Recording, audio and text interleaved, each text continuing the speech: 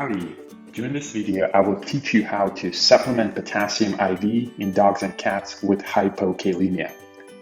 In the United States, the two most common injectable forms of potassium come in as potassium chloride, or KCl, that normally contains 2 MEQs per milliliter and has osmolality of 4,000 millismoles per kilogram. In just a few seconds, we will talk about why osmolality of the solution is very important when you're considering parenteral administration of potassium. The next solution that is available in the States is potassium phosphate, also known as KPhos, and it has about 4.4 milliequivalents of potassium in each milliliter of this solution, as well as 3 millimoles per mil of phosphorus. The osmolality of potassium phosphate is 5,840 millismoles per kilogram. So it is important to remember that it is not recommended to give any solution with osmolality greater than 600 to a peripheral catheter. Ideally, the osmolality of a solution should be less than 600 millismoles per kilogram in order to provide a safe infusion for the peripheral administration. Otherwise, there will be very high risk of thrombophlebitis or inflammation of the veins secondary to this solution infusion. If for whatever reason it is impossible to make this solution with osmolality less than 600, you should consider a placement of a central line and administration of the solution via that route.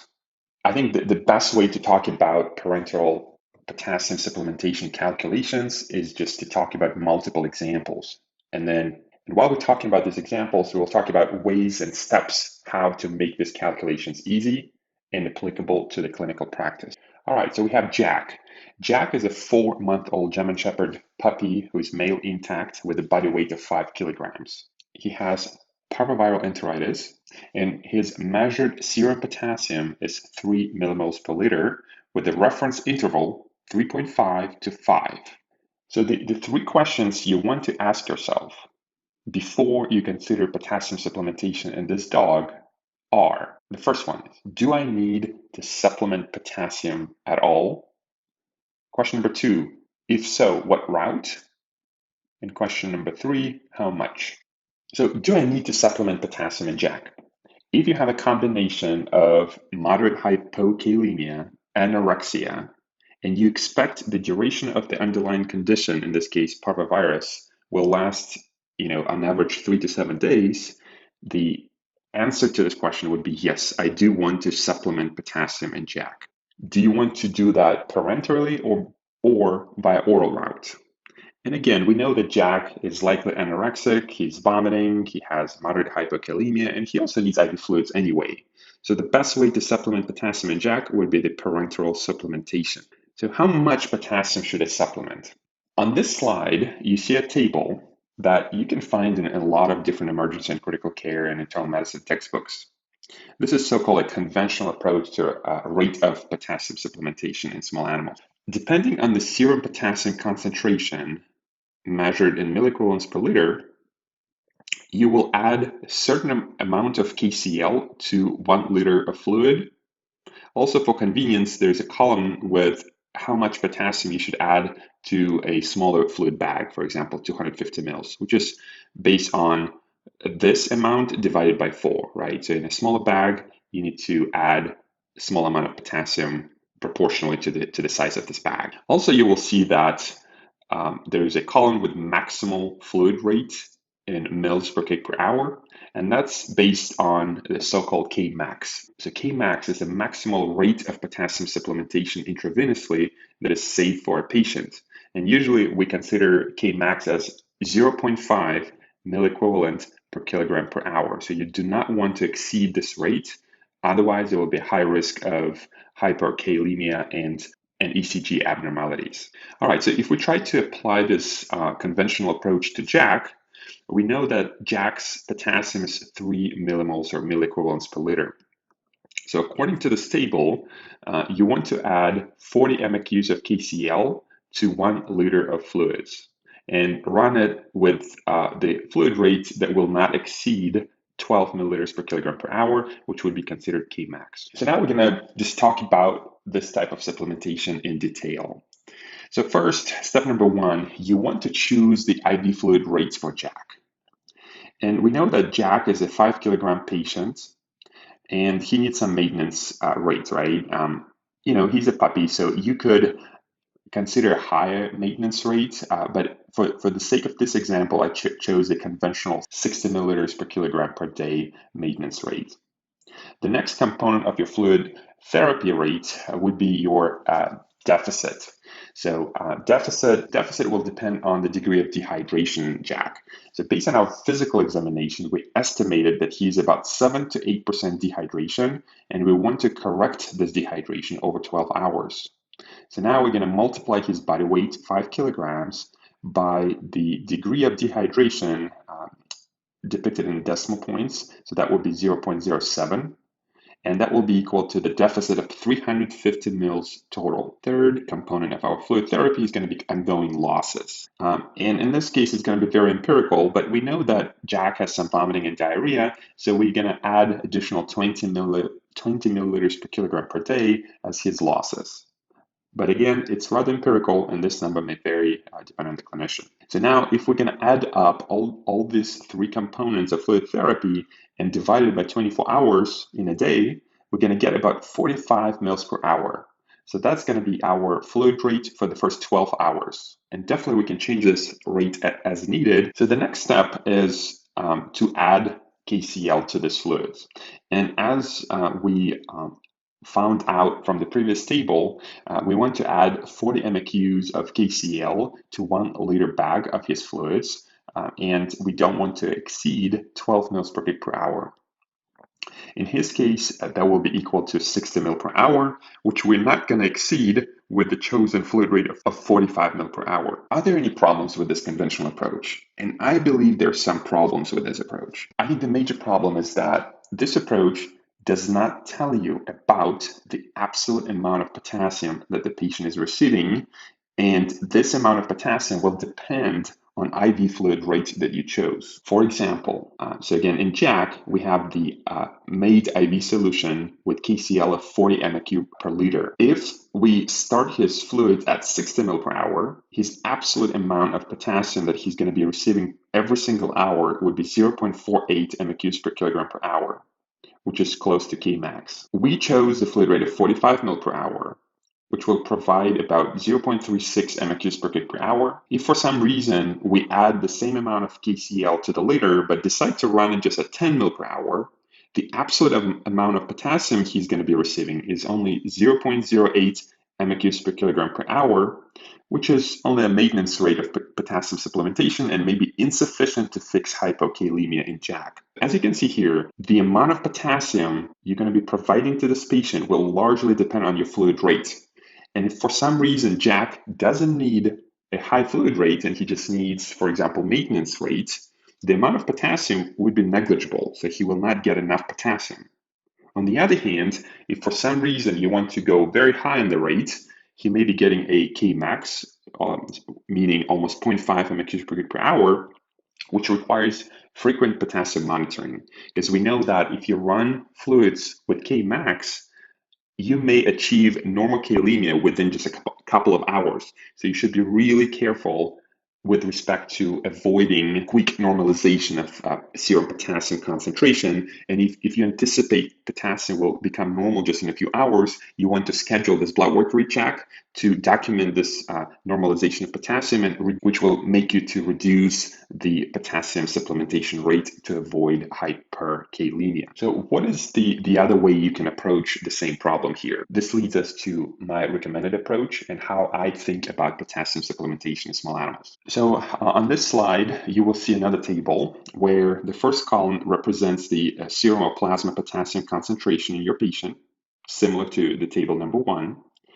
The second column has the rate of potassium supplementation expressed in milliequivalents per kilogram per hour. So this is the big difference between the two tables. Instead of the fluid rate, you will see the absolute amount of potassium supplementation as a way to start your calculations. And finally, there's a column with recommended frequency of potassium rechecks. on the blood work. So for example, if you're running your patient on Kmax, meaning it's close to 0.5 milliequivalents per kg per hour, you do want to recheck this potassium very frequently, right? Because as I told you, in some cases, the potassium will shoot up within a couple of hours. And if you don't catch this moment, your patient may become hyperkalemic, which would be life-threatening.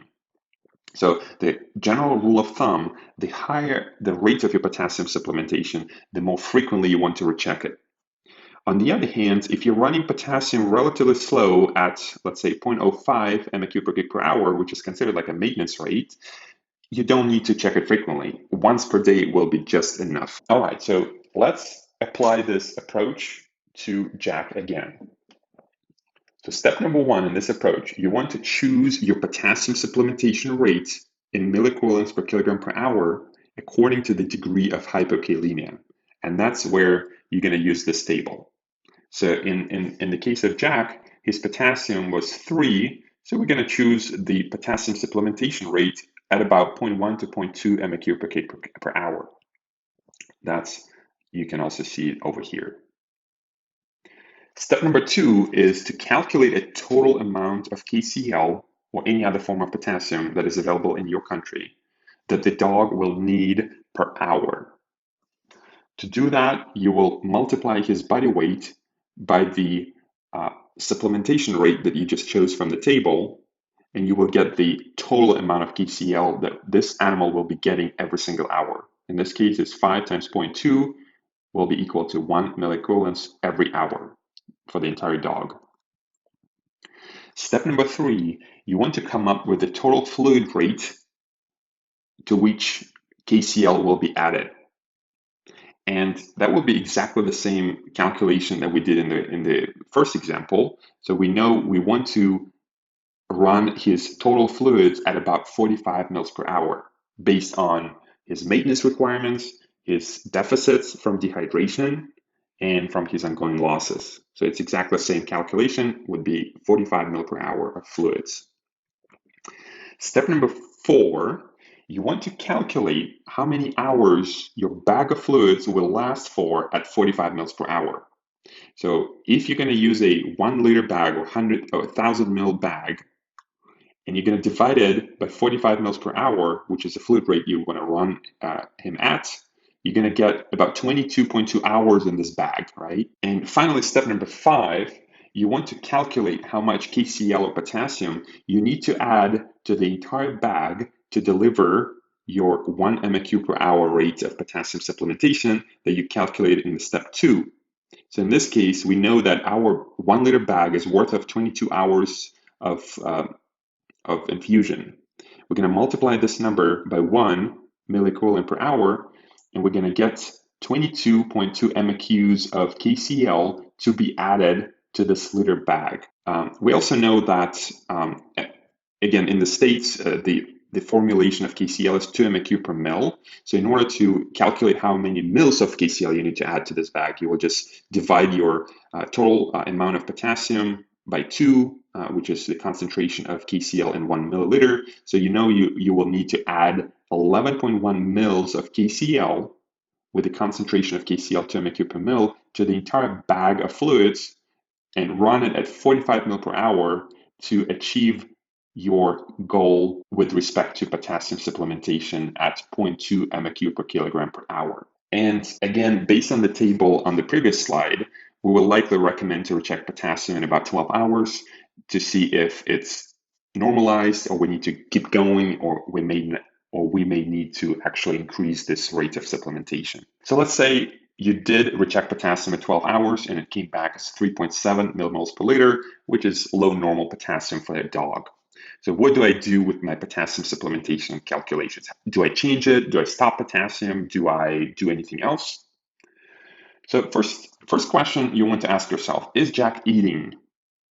Is Jack still having GI losses? Because we know that if the patient starts eating, it will be consuming potassium. So you don't need to provide as much of the parenteral potassium in a patient with normal potassium and good appetite, and especially without GI losses. If Jack is still anorexic, so not eating and having diarrhea, hence losses, you probably want to continue potassium supplementation because you you can anticipate further losses and lack of intake. So even if potassium is normal right now, it will likely go down. So probably you want to be on top of that and just continue your potassium supplementation, but at slower rates. So what I would do, I would reduce Jack's potassium supplementation to about 0.05 to 0.1 mq per kg per hour as my just maintenance potassium rate, since our potassium is within normal range right now. So since we want to reduce his potassium supplementation, there will be a couple of ways you can do that. First, you could just reduce his total fluid rate, and that will drop your potassium supplementation. Second, if for whatever reason you don't want to drop the fluid rate, but you do want to reduce potassium supplementation, you will need to open up a completely new bag and add a different amount of potassium into it, according to our calculations in the previous slide. But what I would do in Jack, since it's been already 12 hours in fluids, I would reassess my patient and decide, does he need to have his fluids be running at a lower rate? And if so, maybe by just dropping the fluid rate, I will provide less potassium in it. And as a result, I don't need to reconstitute my bag and do another calculations. All right, so currently he's receiving 45 mils per hour of fluids with KCl in it at 22 mq per liter. So step number one, do I need to change IV fluid rate?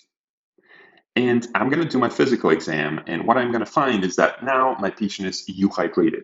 So our dehydration is corrected, and now I want to drop my fluids to about 20 ml per hour instead of 45 mils per hour, which will be based on just maintenance plus maybe some ongoing losses.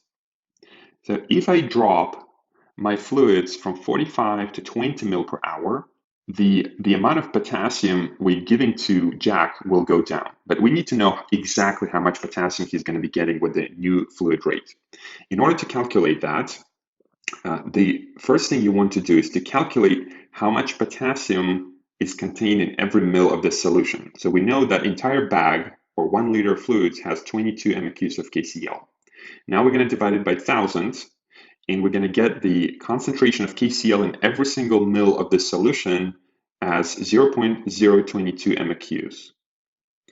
Now we're going to multiply this concentration per ml by his fluid rate, his new fluid rate, which is 20 ml per hour. And we're going to get the total amount of potassium he's going to be getting every single hour with the new fluid rate, which is 0.44 mqs per hour. We're going to divide it by 5 kilograms, his body weight, and we will get his rate of potassium supplementation per kilogram per hour, which is 0.088 mqs per kilogram per hour. This is our new rate of potassium supplementation since we reduced his fluid rate, which is exactly within the range that we wanted to achieve. That means we do not need to change anything here. By dropping his total fluid rate, we also dropped his potassium supplementation rate, and it's exactly what we wanted to achieve. So good news for us, no additional calculations or opening new bags or adding more or less potassium to this bag. We just keep the same bag, but reduce the fluid rate, and that will change our potassium supplementation rate according to our goals.